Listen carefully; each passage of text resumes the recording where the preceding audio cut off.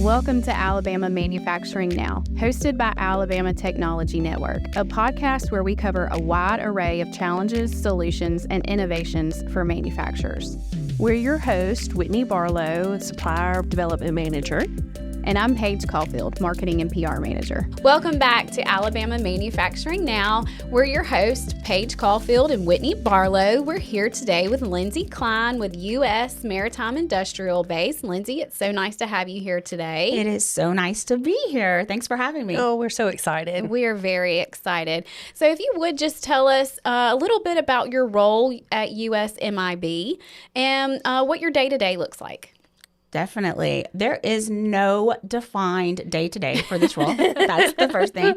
I know you are both very familiar with that because I think you're in most of the same places that I'm in right now and supporting us quite well, I might add. The Maritime Industrial Base is an official program office of the U.S. Navy. So we are officially based in Washington, D.C. Okay. But I am the boots on the ground for the Gulf Coast area, which has kind of expanded, honestly, into the Southeast. So as y'all know, when I stepped into this role about 11 months ago, hard to believe it's only been 11 months. Yes. We were the submarine industrial base. And so we had a lot of work to do here in Alabama because we are building submarines in Mobile. And if you haven't heard, surprise. We are really, really excited about this work. We have built submarines nationally in a few ecosystems that have been developed for a long time. We were not getting the job done as efficiently as we needed to in order to be competitive on a global maritime scale. And so we needed to build them in another area. And they chose us. They could have chosen anyone, and they chose Alabama. So it's an honor to get to do this work here for the Navy. My day-to-day can be anything from being with you. Yes. To being with one of our incredible community college partners, one of our secondary education partners, being on a shipyard, being in an environment with lawmakers and legislators, economic development. I run the gamut to expand also into supplier outreach and support. So you are everywhere. All over the place. Yes. Nice. Okay, so why is the U.S. Navy's Maritime Industrial Base so crucial to national security and economic stability? So the Maritime Industrial Base was actually when we were created, which we became MIB in September of 2024.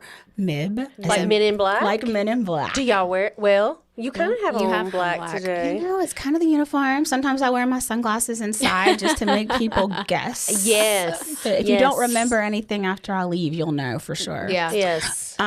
So we support the industrial base as it extends into both submarines and surface ships. Okay. So what that means is if there is a shipyard that is building a submarine or a ship, we are working with them on everything from technology to advanced manufacturing to workforce development to suppliers. That's amazing. That is. And that is a lot of different It is avenues. a lot of different avenues. So here in Alabama, Austal does not just build submarines. Austal is also involved in surface ships. Next door in Mississippi, we have two incredible shipyards as well. We have shipyards in Florida. We have shipyards in Louisiana. So we're doing a lot of work. We have a submarine base in Georgia. We have a refit facility for submarines that is actually in Georgia as well. So there's a lot of work that has to be done and a lot of workers that need to be hired in order to shore that up. So what are the challenges that you guys are facing right now with all of that? So all of the things that I mentioned that we're working on to support those entities are definitely challenges. I think that the biggest challenge and the one that you probably hear the most about when it comes to the industrial base right now is workforce. Yeah. Which is no surprise to anyone that is listening to this podcast, right? We have a workforce issue in this country, and we can't afford to have a workforce issue when it comes to our defense industrial base, particularly as it relates to submarines and ships. Right. We've gotten behind. Like I said, we need to catch up. We need to catch up quickly, and we need the skilled trade professionals on board to make that happen. So we are working really quickly, really intentionally and really effectively to make sure that we're standing up those programs to support them. Yeah. That's so. How many do you think across the board in the Southeast, the locations that you named? How many are the number for workforce that y'all have? Not necessarily like suppliers supplying in, but actual people there working. I wouldn't be able to give you the exact number if we pulled in all of the suppliers, but I can give you a number of how many people we need to hire over the next 10 years. Okay, and that's looking like about 10,000. Wow. That's a lot of people. Now, that a is lot to of people. support that entire ecosystem across all of those different states. I don't want to panic anybody. Yeah. But it is still a huge number, and that's suppliers and shipyards. The majority of those workers, as it relates to the shipyard specific work, is really related to the skilled trades. We're looking at a lot of ship fitters, pipe fitters, and pipe welders right now. But we are also going to need things like additive professionals. So we are talking a lot about 3D printing right now in the Maritime Industrial Base. We're talking a lot about CNC machining, manual machining, electrical, HVAC. So all of these things come into play, in addition to things like NDT and nuclear engineering. Earlier this year, we were together, and one of your suppliers was discussing how when they go out, that the average individuals don't understand the suppliers that we have that are supplying into the Navy and the equipment that was built and how it is amazing what it's producing and how long it's produced that. And as technology and time go on, there's got to be, I don't know, branches in the way some of that works, I guess would be a good way to say it, and kind of defining different ways to create those same products with the integrity of those ways that they're being done now. 1,000%. So eloquently said. Advanced manufacturing is the way that we kind of package that. I'm really glad you brought that up. Courtney Wolf, who's our deputy director for supply chain for the Maritime Industrial Base, told me that we are using an 1885 era lathe to build some components right now. And I actually ran into a World War II era lathe at a community college the other day. Still had the U.S. Navy stamps on it. It was at Northwest Shoals Community College up in North Alabama. And it's still in production. So a lot of these things that we were using still work really well. We can't get away from some of that, right? You're always going to have manual machining, Right. when it comes to maritime, right? But we have to start working at scale. Yes. And to be working at scale, we have to be more advanced. We've got to start pushing into additive. We've got to push into more automation. So we've had some of that going on in our four-year schools for quite some time. We have to push more into additive and automation in the community college space and in our high schools even. And it's not something that has to be super intense. You can add a robotic welder into a program that already exists to do welding, right? You can add a 3D printer into an existing CNC program, right, that is going to be able to print your fixtures for your machine. So there's ways to do that are both cost effective and are going to provide the exposure that we need for our students to have. Right. And the additives, I know at Bishop, they have a machine that you can put an outdated part that's no longer reproduction, and it will create a blueprint and then recreate the part. So I think all of those things, combined together will make that much more of a more depth in the type of workforce and the type of supplies that you need and your suppliers. Absolutely. And I'm glad you brought up Bishop. They've been an incredible partner for us. We have been really intentional in partnering with Bishop, obviously, because it's so close to our shipyard. And they've already done a lot of maritime training for us. But we're also working really closely with Reed State, which is in Evergreen. Yes. LBW's OP campus, and Coastal Alabama in Baldwin County. That's, all right there. All right there. All right there. In your backyard. All of them, all close to the shipyard. Okay. So we have partnerships is the key to everything, whether it's us here or with the Navy.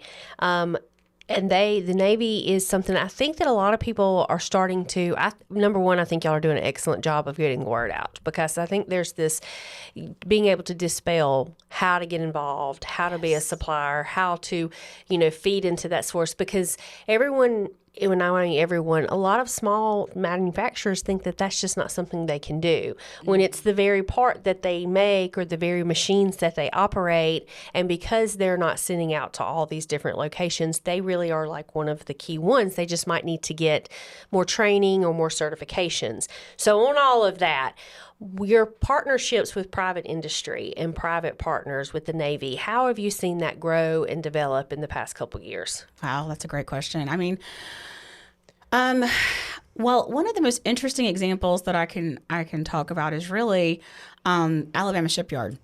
So Alabama Shipyard is, of course, right next door to Austell on Pinto Island down in Mobile, and it was recently purchased by a company called Capzone, which is a public-private partnership that is going to be doing naval work on a shipyard that is owned by private investors, right? So this is a really interesting dynamic that we're seeing in government work right now. And I think that you're going to see that trending in other sectors, particularly as it relates to the industrial base. Well, that would be a good thing. Private public is not necessarily a bad thing. 100%. I have always believed that when you put those two together and they work for a goal, that usually accomplishes, because you just have a different way to use the resources, and you can use the best of both worlds to accomplish the goal. Yes, and you get different thought partners at the table that aren't necessarily there in other situations. It's really interesting when you have everyone at the table that can come from different experiences and different levels of expertise in different areas. Another thing, though, is when you get private industry involved, they're expecting an ROI, right? And so it's a little different from government expectations. We have a mission to accomplish, and we are going to accomplish that mission. They have an ROI to accomplish, and they are going to get that ROI. So it brings dollars into a community that can support other things like wraparound services that may support workforce and the needs of that shipyard. Yeah, we've talked a lot in the past couple of months about the opportunity for growth and placemaking and growing communities together. And I think that's one thing when you and I first met each other over the telephone. So I guess we, that was one thing that was discussed, is the opportunities in some of the communities you mentioned, Reed and those, to grow by putting in suppliers or current industry, existing industry, giving them the opportunity to have contracts that could really make a difference in those communities, which is huge. What do you think is kind of the scene of the future of defense and security for the Navy, and where do you think that looks like?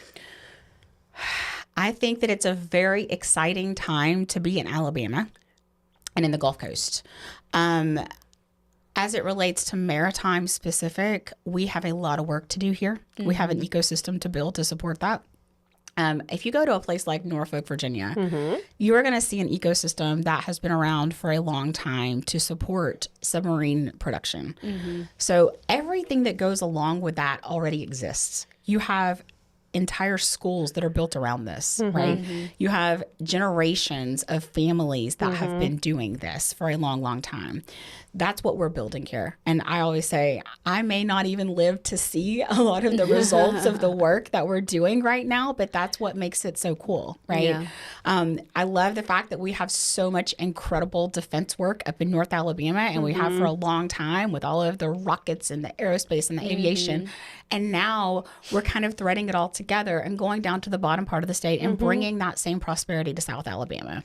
So I always also like to make sure that everyone understands, just because these submarines and these ships are being built on the water and in the Gulf Coast area of Alabama, that does not mean that this is only a Gulf Coast mission, right? This is an entire state mission for every state that's involved. But we want to make sure that everyone understands that those over 200 suppliers that support our shipyards that are on the Gulf Coast exist mainly in the northern part of the state because of those defense companies that are already there, right? And so we have a whole lot of workers that are also going to be feeding into the Maritime Industrial Base that don't live anywhere near the water.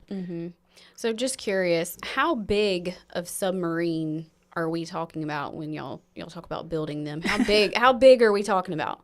So we are building the modules of the submarine. So Okay. we don't actually assemble the entire submarine in Mobile yet, right? I would love to see that happen eventually, because that would be really cool. There's nothing like seeing an entire submarine, right? Yes. But right now, what's happening is we are assembling, or we are building the modules. Those modules are then going to be shipped up to Virginia, and then they are assembled into the larger submarine. Okay. Okay.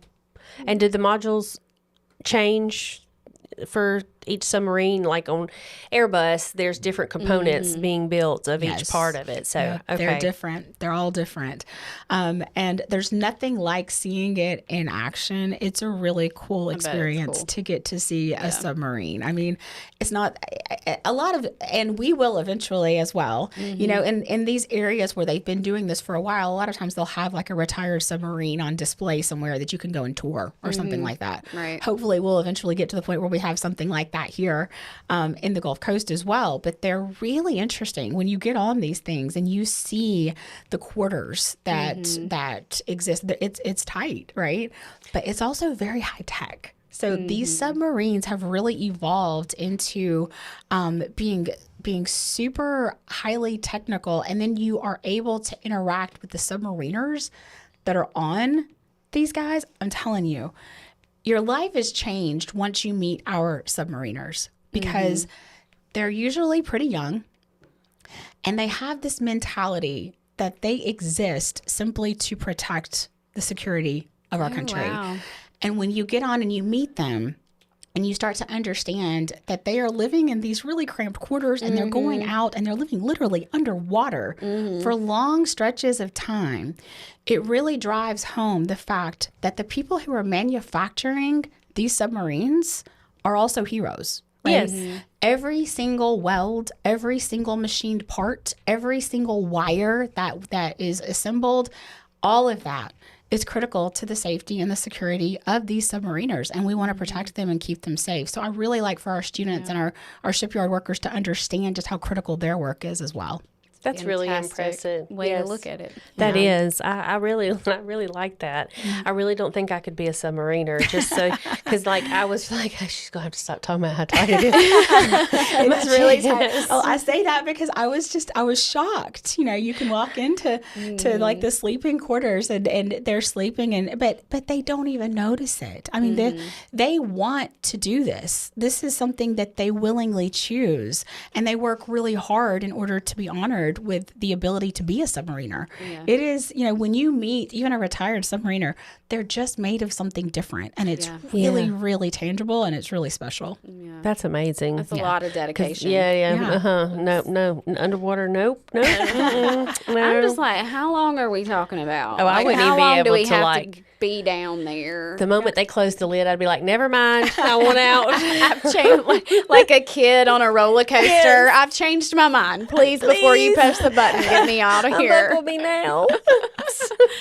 That's awful. So, you mentioned a little bit about tech. So I want to talk about technology. What kind of technology goes into these submarines? I imagine I have a difficult time enough on my iPhone.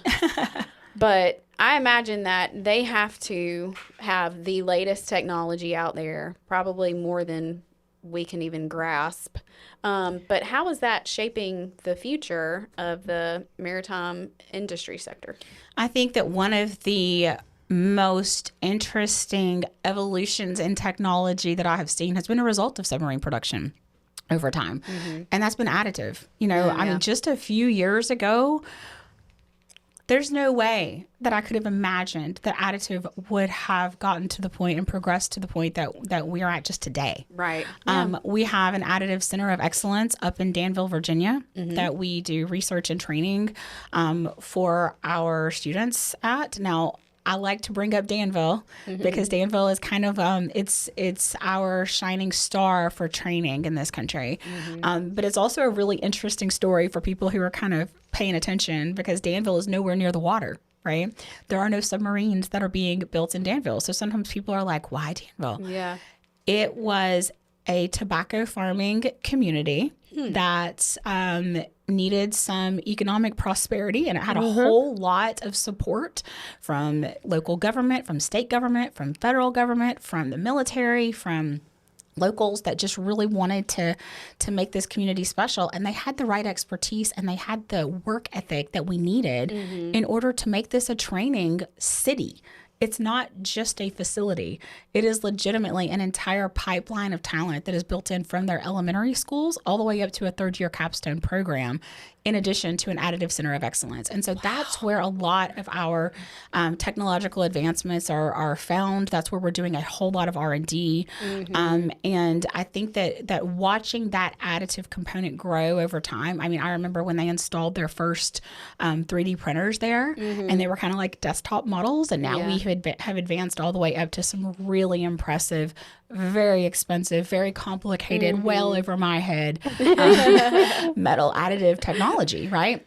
But I would definitely say that metal additive, cold spray additive, those are two areas that are really, really intriguing right now and important to submarines. It's really cool. That I guess is. it's a lot more than your iPhone updating in the middle of the night and then you can't find your emails and some random app just popped up on your phone. You know, it is. And it's also at the same time, a lot less complicated than it sounds. Yeah. You know, I have a hospitality degree, right? Like I am not an engineer. I am not a technical person, right? Y'all probably know I ended up here because I was a hospitality director for NASCAR, right? Like, and it all evolved into me finding my way into manufacturing, which I love now. But I can actually program and operate a robot, right? Oh, cool. Like if you were to if you tried, you could teach yourself how to use a lot of desktop 3D printers. And if you just have a little bit of that knowledge and maybe a YouTube video or two, right? Then it really translates well into you entering a short-term credential program that would allow you to get the skills that you need in order to enter the Maritime Industrial Base. That's it, Paige. We're That's all we gone. need. Hey, I just need to watch we're YouTube. out. We'll take you. We're gone. Sorry, Keith. I'm taking them all. I'm going to be an additive. Yeah, that sounds Yes. amazing. Yeah, it does. It is cool because when you know how to use a 3D printer, it's like all the things that break around your house. yes. You Yes. can just Okay, I'll fix it. Hold on. I'm going to go type up a program and we're going to right. print out another one. That'd be great. It would be absolutely I'd be using it all the time. be printing out. Lindsay, what advice would you give small to medium manufacturers who are interested in becoming suppliers into the Navy or the MIB? I would definitely say your first phone call should be to the Alabama Apex Accelerator. Okay. So few people know about the Apex Accelerator program. Amen, sister. And it is free. Free. And it is fabulous. We like free. It is fabulous. And so the Apex Accelerator exists specifically for this reason, right? And I get real passionate when I talk about our small shops in Alabama, right? Or in the Gulf Coast at all. Everyone should be part of this mission. We are bringing a lot of work and a lot of opportunity into this state, and there is a lot there for you. But I understand that the process can sometimes seem so complicated that we don't even know where to start, right? So the last thing that we want is for people to stop before they even get started. So I would say don't start Googling. Don't do that. Like, that's to the always, Google. Yeah, it's like Googling, like, why do I have a sore throat? Don't do that either, right? So call the Alabama Apex Accelerator. They are the experts. They are free, and they are really passionate. We have an incredible team here in Alabama that really loves to help suppliers learn how to navigate this process. You can also reach out directly to us, believe it or not.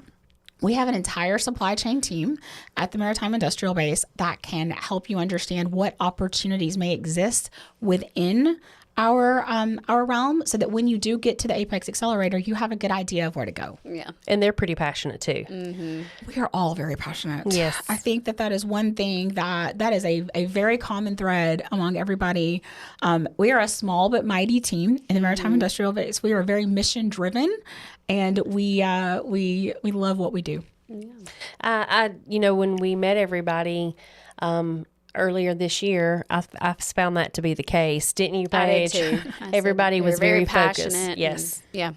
And then you also have certifications and certain things that they're required to have, and Apex as well as your team can help drive them that. And that's some of the reason why we partnered together, was to help fill those voids and those gaps, because we are a very small, We are. well, we're not real small compared to others, but we are small but mighty team as well, of being able to assist. And I know we've got some clients right now who are working towards accomplishing that goal with the MIB, but are using us to help do that. So it's really neat to see that evolution and those bridges and everything happen there. Well, and I think that that's one thing that people also may need to know about, right? Is the MEP network. So few people really know what that means, right? Yes. So the MEP network is state by state. Everybody has one, but very few states have one as great as Alabama Technology Network. That's right. And I don't just say that because I'm biased towards Alabama. I say that because what I have seen with Alabama Technology Network is it's integrated into the community college system. And that allows you to be really effective from the workforce perspective on a regional level, in addition to building out the training programs that are necessary, right? But also, you have the hardest working team I've ever met. I do not know how y'all end up in so many places at the same time, but you do. And it's very, very impressive. And then, of course, all of the different marketing opportunities and the supplier outreach that we're able to do together through our Build Submarines and our Build Giants campaigns have been awesome. Also, I think that this fall, we're going to be having some really cool opportunities to work together on some things like signing days. We want to make sure that we're working really closely with our suppliers to make sure that everyone who is entering the workforce that supports the Maritime Industrial Base feels celebrated and accomplished and like the hero that they are. And that's so important. Yeah. I love that. Everybody likes to. I like the hero thing. Yeah. Yeah, And they're we're gonna have to- manufacturing heroes. Let's Exactly. get them capes. Yeah. Yes. Yes. Paige. I'm on it. Paige. It might have an ATN logo, but we'll do Well, it. you know, we have Love to do it. what we have to do. Love it.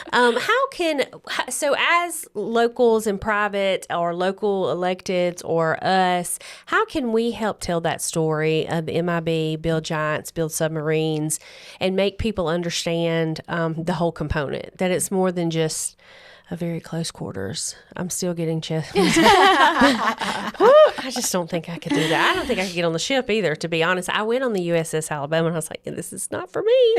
So, You know, I love that question.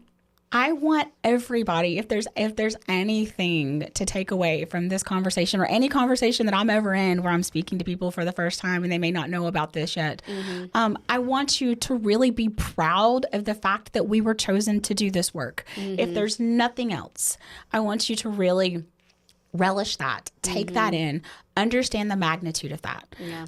Becoming a submarine state is not something that just happens because you happen to have a shipyard and a body of water. Right. The research that had to go into making that decision was very significant. And they didn't just choose us because of those things. And they didn't just choose us because we had a lot of skilled trade training programs. And they didn't just do that because we had a lot of people that were willing to do the work. They looked at who we are. At the very fabric of who Alabamians are. And they knew that we had the patriotism and the work ethic to go and accomplish this on behalf of the security of the United States of America. That's huge. Man, I'm ready to go play ready like a to go? football I game or know. something. Go team. Yes. I'm like, that's amazing. It is absolutely amazing, and it's such a proud moment for Alabama, and I want that to be the message that's communicated, throughout the state, that we all now have an opportunity to join this mission together on behalf of our country. Yeah, that's great. I mean, I'm fired up. I am too. I feel like in the background during this video, we need to. I'm proud to be an American. All right. Anyway, I feel like at the end of it, from her NASCAR days, gentlemen, start your engines. I'll have the flag in the background. And we do sponsor some NASCAR teams. So, Lindsay, what is some of the opportunities in the next 10 years that you see for Alabama with MIB in the Navy? I think that you are going to see a lot of maritime training programs in this state. And I hope that our students will take advantage of those. I hope that our parents will encourage their students to take advantage of those. We are working towards an investment right now in 4 community colleges to stand up really significant training programs. We are working with secondary education. Like I said earlier, we are working with charter school models. Take advantage of the training that is going to be available. This is not an either or situation. I want to be really clear about that. Okay. We have had a big gap in students not entering the skilled trade workforce for quite some time. So if you had talked to me in 2021, right after COVID, and you were at school, you would be begging me for students. Right. And how can you help me? How can you help me? You know, my school's going to close down my program if I can't get more students into this lab. Alabama has overcome that. Alabama now has wait list for some of their programs. Right? Wow. We have a lot of things to brag about in Alabama when it comes to our community college system. I've been really fortunate to work with a whole lot of community colleges or systems in this country. Again, this is not bias. Alabama's doing the best job.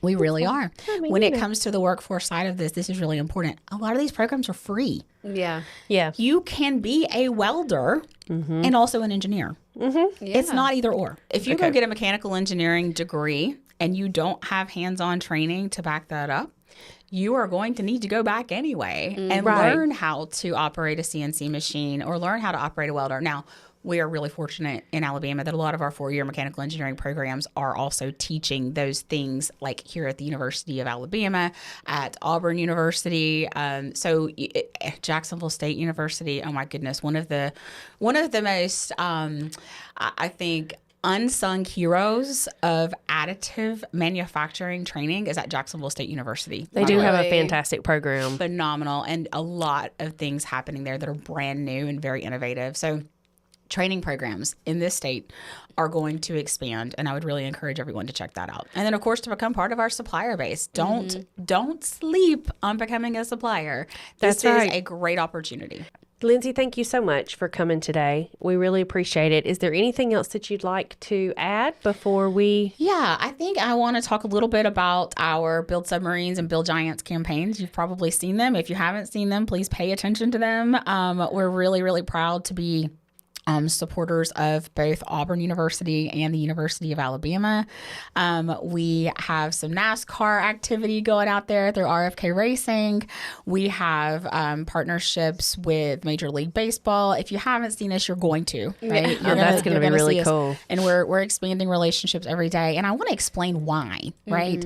So for years and years and years, we kept hearing, no one's going into manufacturing and you've got to fix it, right? And so our suppliers, our manufacturers, everyone was coming to the table, and they were basically putting that impetus on the community college system. They were like, why aren't you sending us students? Or putting it on the high schools. Why aren't you sending us students? So I think our educational institutions really responded beautifully, particularly in the South, right? And we built great programs that are very attractive. We have great technology inside of these programs. We have beautiful buildings. We have the best instructors. We have the best curriculum. We have the best industry partners. But there's only so much you can do to get students to know that stuff exists. Yes. Yeah. You had to have a marketing campaign in order to get the students to understand that. And that's what we are doing.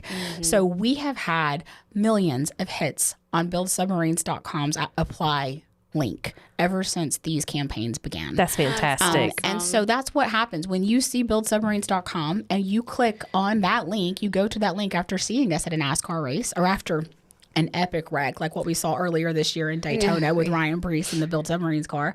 It takes you to a job board, and that job board has every job that exists within our supplier and our shipyard base. And so you're able to go and pick through those and decide which one could apply to you. It also links you to training programs that exist in your area. So please support those campaigns and have a look for them, and make sure that you're visiting the website regularly. Wonderful. And can you repeat that website one more time for our listeners? It's buildsubmarines.com. Awesome. Wonderful. Well, Lindsay, it has been fun. We appreciate you so much. We will see you next time, guys. Bye. Thanks.